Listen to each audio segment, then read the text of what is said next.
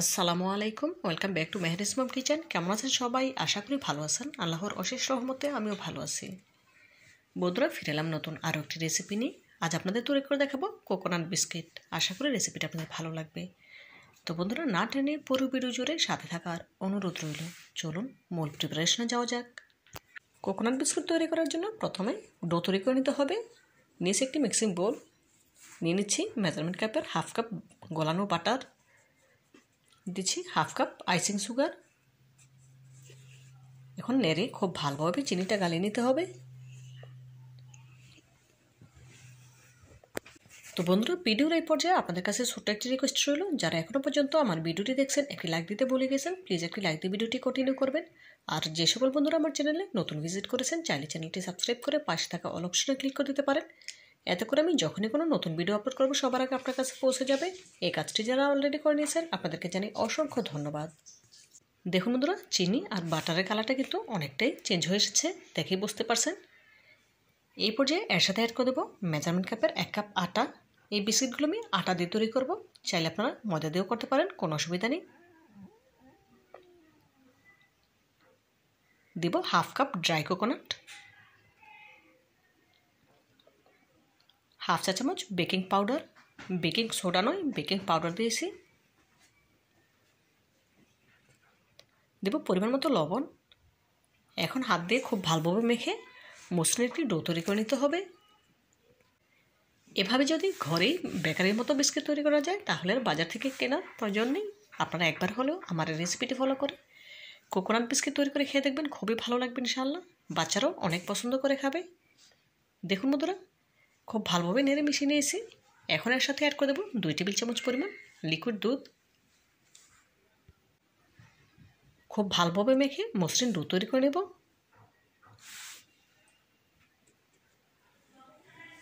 এই বিস্কিটগুলো তৈরি করা একদম সহজ, একেবারে অল্প উপকরণে তৈরি করা যায়, খেতে কিন্তু দুর্দান্ত হয়। দেখুন বন্ধুরা, খুব ভালোভাবে মেখে মসৃণ ডো তৈরি করে নিচ্ছি। বিস্কিট তৈরি করার জন্য ডো পারফেক্টভাবে তৈরি হয়ে গিয়েছে, দেখেই বুঝতে পারছেন। এখন এখান থেকে অল্প অল্প ডো নিয়ে বিস্কিটের আকারে শেপ দিয়ে নেব।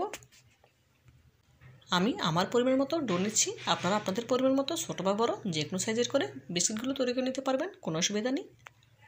এখানে কিছুটা ড্রাই কোকোনাট নিয়েছি বিস্কিটগুলো কোট করে নেওয়ার জন্য। দেখুন, একটি বিস্কিট তৈরি করে নিয়েছি। এখন ড্রাই কোকোনাটে বিস্কিটগুলো কোট করে নেব। এতে করে বিস্কিটগুলো দেখতে অনেক বেশি সুন্দর লাগবে। দেখুন, একটি কোট করে নেওয়া হয়ে গিয়েছে। এখানে একটি প্লেটে আগে থেকে বাটার ব্রাশ করে নিয়েছি, তাতে বিস্কিট রেখে দিলাম। এভাবে করে একই প্রসেসে সবগুলো বিস্কিট তৈরি করে নেব। আরও একটি বিস্কিট আপনাদের বোঝার সুবিধার্থে তৈরি করে দেখাচ্ছে।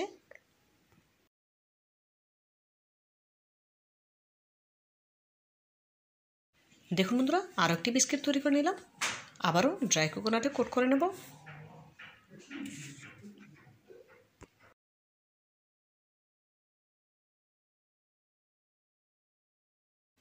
একই প্রসেসে সবগুলো বিস্কিট তৈরি করে নিয়েছি। এখন বিস্কিটগুলো বেক করে নিতে হবে। আমি বিস্কিটগুলো চুলায় বেক করব, সেজন্য চুলা আগে থেকে একটি পাতিল বসিয়ে ফ্রি হিট করে নিয়েছি। পাতিলে একটি স্ট্যান্ডার বসিয়ে তার উপরে বিস্কিটের প্লেটে বসিয়ে দিলাম। এখন গ্যাসের ফ্লেম লোতে রেখে বেক করে নেব 40 মিনিট। ফিরে আসছি 40 মিনিট পর। দেখুন বন্ধুরা, 40 মিনিট পর ফিরে এলাম। এই 40 মিনিটে ঢাকনাটি আমি একবারের জন্য তুলিনি। দেখুন, আপনাদের সাথে নিয়ে ঢাকনা তুলে বিস্কিটগুলো দেখে দিলাম। দেখুন, এখন অপেক্ষা করব ঠান্ডা হওয়া পর্যন্ত।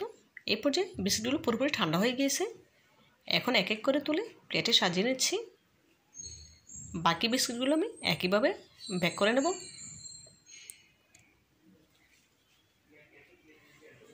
দেখুন বন্ধুরা, সবগুলো বিস্কিট বেক করে নেওয়া হয়ে গিয়েছে। এখন একটি সার্ভিং প্লেটে সার্ভ করে নিয়েছি। দেখুন মাশাআল্লাহ, বিস্কিটগুলো দেখতে কতটা সুন্দর মনে হয়েছে, কতটা মুচমুচে হয়েছে, দেখেই বুঝতে পারছেন। তো বন্ধুরা, আমার এই রেসিপিটি যদি আপনাদের একটু হলেও ভালো লেগে থাকে, প্লিজ লাইক কমেন্ট এবং শেয়ার করবেন। আর আমার চ্যানেলটি সাবস্ক্রাইব করে পাশে থাকা অল অপশনে ক্লিক করে দিতে একদম ভুলবেন না।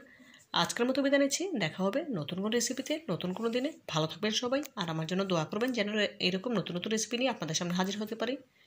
আজকের মতো বিদায় নিচ্ছি, আল্লাহ হাফেজ।